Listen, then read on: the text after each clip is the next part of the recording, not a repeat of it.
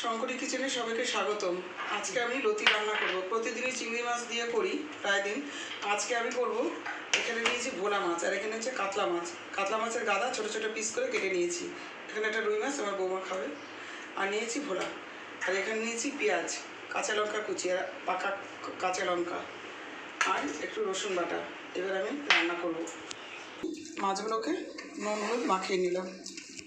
গরম হয়ে গেছে, এবার মাছগুলোকে আমি ভেজে নেব।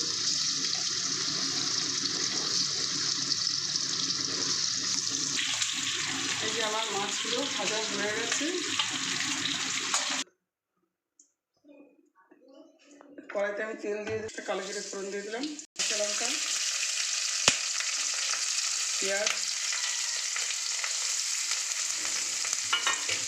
নুন মাখিয়ে রেখেছিলাম, তারপরে ধুয়ে নিয়েছি। এই এখন লতিটা দিয়ে আমি ভেজে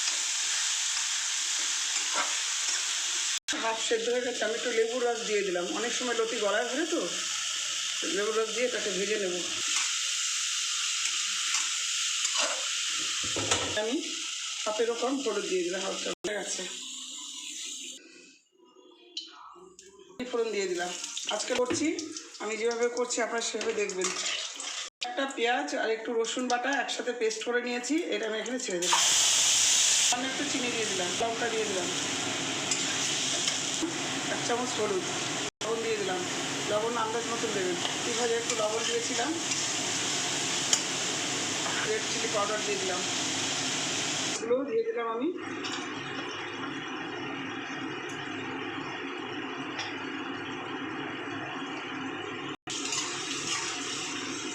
একসাথে এখানে মশলা হিসেবে কষিয়ে তারপর আমি এই লতিগুলোকে দিয়ে দিলাম।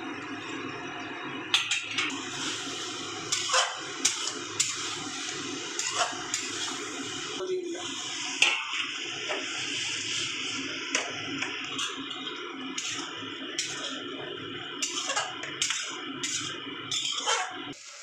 এই যে আমি একটু ধনেপাতা দিয়ে দিলাম। আমার লতিটা হয়ে গেছে। আপনারা সেভাবে করবেন। এটা কাতলা মাছ দিয়ে লতির ঝাল বাড়িতে করবেন, খেয়ে সবাই ভালো বলবে।